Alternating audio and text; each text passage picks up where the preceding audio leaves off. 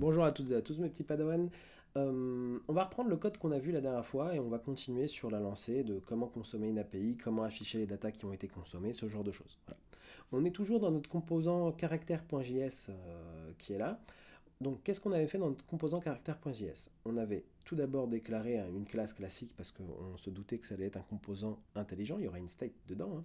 Donc du coup, on a déclaré un composant sous forme de classe, on avait un render et un return, et à l'intérieur de ce render, dans ce return, on a juste simplement mis une div où on a écrit caractère Chicken Code School, hein, tout simplement, et à partir de là, le render se montait, et on a ajouté un component d'InMount pour qu'une fois que le composant est monté, une fois que ce petit code-là est joué, que le component d'InMount se lance. Ça fait partie des cycles de vie d'un composant, hein. C'est la première fois que une des premières fois que je vous en parle. On reviendra sur le sujet. Il faut juste tout simplement être très pragmatique et se dire qu'à chaque fois que notre render va se jouer, s'il y a présence de cet appel de fonction component d'InMount dans votre composant, bah, c'est ce qui va se jouer en second. C'est-à-dire qu'on joue d'abord le render, puis après, il va jouer le component d'InMount dans la foulée. D'accord. Donc, nous, euh, on a nos composants qui se montent avec notre render ici, ça s'affiche très bien là, et ce qu'on a fait après, c'est qu'on a mis un component d'InMount, et dans les accolades du component d'InMount, on lui a demandé tout simplement d'aller récupérer des informations avec un fetch. Donc notre fetch, il fait quoi? Notre fetch, il va aller taper sur l'URL qui est là entre les parenthèses, hein. Il va taper sur l'URL qui est là entre les parenthèses, il récupère les informations, et après, il les transforme, il prend le résultat qui a été renvoyé et il les transforme, il le traite en JSON. Il retransforme ça en JSON. Puis, et après, le résultat le return de ce point d'en là, hein, le résultat de ce point d'en là, arrive ici. Donc du coup, je prends le résultat et on a demandé le console log de ce résultat-là. Voilà. Donc on en était là. On a le résultat qui est là. Et voilà, on obtient un tableau d'objets. Pour ceux qui se demanderaient comment je sais que c'est un tableau d'objets, bah tout simplement, vous voyez ici le petit crochet qui est là, qui indique que c'est un tableau, et qui se ferme là, qui indique que c'est bien un tableau. Et à l'intérieur, j'ai des objets. Voilà, des objets, les accolades, ça m'indique que c'est des objets. Si j'ouvre ce petit tableau d'objets, bah, je peux consulter les différents objets. À l'ID 0 de mon tableau d'objets, j'ai le caractère Luke Skywalker qui à l'ID 1 voilà, qui a différentes informations dans son objet qui le définissent. Voilà. Alors, maintenant qu'on a ça, c'est bien beau, on a du code, on a un console log qui récupère les données, mais nous ce qu'on voudrait c'est avoir les petites vignettes avec le nom du personnage ici directement dans notre page là. C'est ça qui serait intéressant. Bah, là ce qu'on va faire, c'est ce qu'on va essayer de faire dans cette vidéo. Dans un premier temps, avant de commencer à modifier drastiquement, pas modifier drastiquement, mais ajouter tout ce qui va être l'affichage, etc., de notre composant, ce que je vais vouloir faire, c'est récupérer le fetch qui est là et le mettre dans une fonction à part. Parce que si plus tard je veux l'appeler au clic d'une souris ou au clic d'un bouton ou autre, que ça aille chercher des infos ou autre, on peut pas. Voilà, je vais vouloir que ce soit réutilisable, que ce soit pas simplement dans mon composant d'InMount qui est là. Donc je vais faire un command X ici pour couper ça. Je vais aller au-dessus ici, je vais créer une fonction. Qu'est-ce que fait mon fetch? Il récupère des caractères. Donc je vais créer une fonction qui s'appelle getCharacter. Get caractère, donc récupération des caractères. Hein. Oups. Ah. Je vais y arriver. Caractères. Voilà. Je déclare une fonction toute simple en ES6. Hein, voilà, hein, une petite fonction fléchée. Et à l'intérieur de cette fonction-là, je colle mon getCharacter. Nanani, nanana. Je code mon fetch. Hein. J'ai mon fetch comme ce qui était là. Mais là, mon component d'InMount, bah, si je clear ma console, comme vous le voyez, il affiche plus rien. Parce que mon composant se monte, mais ça joue component d'InMount, mais il n'y a rien dedans. Hein. S'il y avait un petit console log dans mon component d'InMount, ça le jouerait. Si je fais un console.log de, je sais pas moi, Chicken Master. Voilà, chicken avec un C majuscule, s'il vous plaît. On blague pas avec le poulet. Et du coup, on revient là. Si je rafraîchis ma page, j'ai bien Chicken Master qui arrive. Mon composant se monte, Chicken Master apparaît. Voilà. Ok, Chicken Master c'est bien beau, mais c'est pas pour ça qu'on est venu. Ce qu'on veut faire nous là, c'est que le composant se monte, ça lance la fonction component d'InMount par défaut, on n'a rien à faire pour ça, hein, c'est vraiment React qui s'en occupe. Ça lance la fonction component d'InMount, donc quand le composant est monté, component d'InMount s'exécute. Et dans mon component d'InMount, ce que je vais vouloir faire, c'est un je vais appeler la fonction getCharacter. Si j'écris simplement getCharacter comme ça, bah, il m'a écrit 10 secondes. Si j'écris la fonction getCharacter comme ça directement, voilà, et que j'ouvre les parenthèses, ça, il m'ajoute je savais pas qu'il l'ajoutait par défaut, mais VS Code ne veut pas, hein. Il me dit t'es dans une classe, il y a la fonction getCharacter qui est au-dessus, il ajoute le 10 tout seul. Donc ça permet, vive VS Code et les éditeurs de texte qui font de l'autocomplexion par moment, c'est que vous pouvez pas vous tromper et écrire getCharacter tout court. C'est la fonction getCharacter, donc la méthode getCharacter, ceci, j'appelle ça une méthode parce que c'est dans une classe, hein. La méthode getCharacter, donc la fonction getCharacter, est dans la classe character. Donc du coup, pour l'appeler, il faut que j'utilise le 10 points. Donc 10 points getCharacter, ça va appeler la fonction qui va exécuter mon code. Ok, donc on teste. Donc maintenant, voilà, bah, j'avais pas à réfléchir, ça se rafraîchit tout seul. Je vais le faire là, bam, voilà, ça va bien, on se retrouve avec le même résultat que tout à l'heure, ça va chercher nos informations. Voilà. C'est beaucoup plus propre pour moi. Je préfère, je mets jamais, rarement des choses qui s'exécutent en dur directement dans mon component d'InMount. Généralement, je crée une fonction et à l'intérieur de cette fonction, je fais les actions que je veux faire dans mon component d'InMount. Comme ça, j'ai plus qu'à me référer à la fonction directement et pas aller regarder dans mon component d'InMount ce qui se passe. Voilà. C'est juste une façon de faire. Vous pouvez le laisser comme c'était avant. Je vous conseille de le faire comme ça. Je trouve ça un peu plus propre. Voilà. Maintenant, c'est bien beau, comme on l'a dit tout à l'heure, on a tout dans le console log, on a notre petit tableau d'objets. Maintenant, ce qu'on veut, nous, c'est afficher de la data. On veut avoir de la vraie data à afficher. Donc, ce qu'on va faire, c'est, dans un premier temps, on va vouloir, à la place de console loguer le résultat, on va vouloir le stocker dans une state. Donc, je vais créer ma state. Donc, j'écris juste le mot-clé state. J'appuie sur, je mets égal, j'ajoute mes accolades.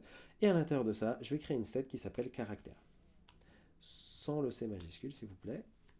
Characters. J'aurais pu écrire poulet ici, hein, voilà, ça n'a rien à voir avec le nom de mon fichier, mais vu que je récupère des caractères, plusieurs caractères, donc du coup j'ai appelé ça caractère avec un S. Il faut essayer de rester le plus cohérent possible dans les noms que vous donnez à votre state, à vos variables ou à vos fonctions.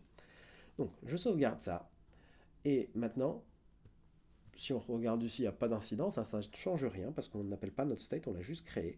Donc maintenant, à la place du console log qui est là, à la place de ce console log là, je vais faire un 10.setState. J'ouvre mes parenthèses. Donc j'appelle la fonction setState qui me permet de modifier ma state, hein. C'est une fonction native de React. Quand vous faites 10.setState, vous allez chercher la fonction native de React et elle vous permet de modifier votre state. Donc ici, qu'est-ce qu'elle attend en paramètre? Un objet qui contient la state caractère, du coup, 2 points. Et à l'intérieur de ce caractère-là, bah, je vais récupérer mon tableau d'objets. On a vu tout à l'heure avec notre console log que le mot-clé res, résultat, nous correspondait à un tableau d'objets. Donc c'est ce que... Oups, je me suis ouré. Je me suis mal positionné. Donc on a vu que le res qui est là correspond à un tableau d'objets. Donc du coup, ici, caractère est égal à res. Donc du coup, on vient de changer notre state et de faire en sorte que caractère est égal à res. Ok. Maintenant, on va vouloir afficher nos premières datas. On va essayer d'afficher nos premières datas. Et pour ce faire... Oups, j'ai un bug sur mon ordi. Ah non, c'est bon, ça marche en fait. J'étais pas sur le bon écran, ma souris n'était pas là. Du coup, ce que je vais faire, c'est vouloir afficher mes informations. Ok? On va vouloir afficher les informations. Et pour afficher ces informations, je vais me mettre en dessous de ce qui est là. Je vais faire un petit P des familles. Et à l'intérieur de mon P, je vais appeler... caractère.name. Characters.name. Là, le truc, c'est que caractère.name, là, c'est du texte, d'accord? Pour que ça aille chercher l'information qui est là, normalement, je suis censé écrire 10.setState. Bon, l'habitude, désolé, je vais vous montrer pourquoi. 10.setState. 10.state, oh, je dis n'importe quoi. 10.state.charactère.name. En gros, je vais aller dans 10.state.charactère. Donc, je rentre dans ma state. Et dans mon caractère, j'ai mon tableau d'objets et je vais avoir mon point name qui est là. Le truc, c'est que c'est un tableau d'objets. Je ne peux pas avoir le nom directement comme ça. D'accord? Je ne peux pas accéder au nom directement comme ça. Donc, ce que je vais vouloir faire... Parce que regardez, si on essaye ça, vous allez voir, il va y avoir un bug. Ça ne plante pas. C'est trop chelou. Pourquoi ça plante pas? On s'est planté. Ok, ça ne plante pas, bah, tant mieux. Mais le truc, c'est que 10.state.caractère, mais ça me donne rien, parce que caractère, c'est un tableau. D'accord. Moi, ce que je veux, c'est qu'à la... Ouais, ça fait un define à la fin. Du coup, c'est normal que ça plante. Le truc, c'est que mon caractère, c'est un... Le caractère, c'est un tableau. Donc, pour parcourir un tableau, il faut utiliser un point map. Ce que je veux vous... Ouh, va au bon endroit, Abdou. Arrête de faire n'importe quoi. Voilà, merci. Donc, je vais faire un point map. Mon point map qui est là, il va me permettre de parcourir mon tableau d'objets qu'on a stocké dans caractère ici. Donc, par nomenclature, l'item, le premier item, vous voyez que là c'est caractère. Donc c'est un point map, le point map va itérer sur chacune des cases de mon tableau. Donc chacune des cases de mon tableau, si on consulte le résultat qu'on avait tout à l'heure, les résultats qu'on avait tout à l'heure, je ne peux pas le consulter parce que j'ai enlevé le console log, mais si on consultait le résultat qu'on avait tout à l'heure, on avait un objet avec ID 01, etc., etc. En dessous un autre objet, c'était Luke Skywalker, C3PO, R2D2, etc., etc. Donc moi, ce que je veux là, ça veut dire que à chaque tour de boucle de mon tableau, qu'est-ce qui va se passer? Je vais accéder à une case de mon tableau, à la case 0, à la case 1, puis la case 2, puis la case 3.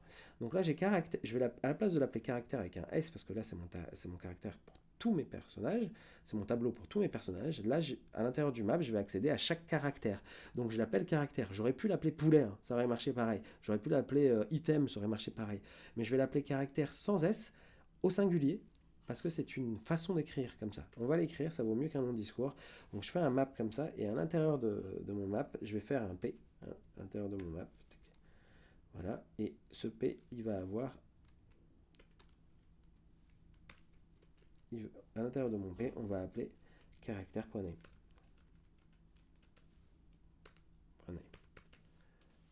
Voilà. Donc là, je vais avoir un P dans un P. C'est chiant ça. On va mettre ça dans une div.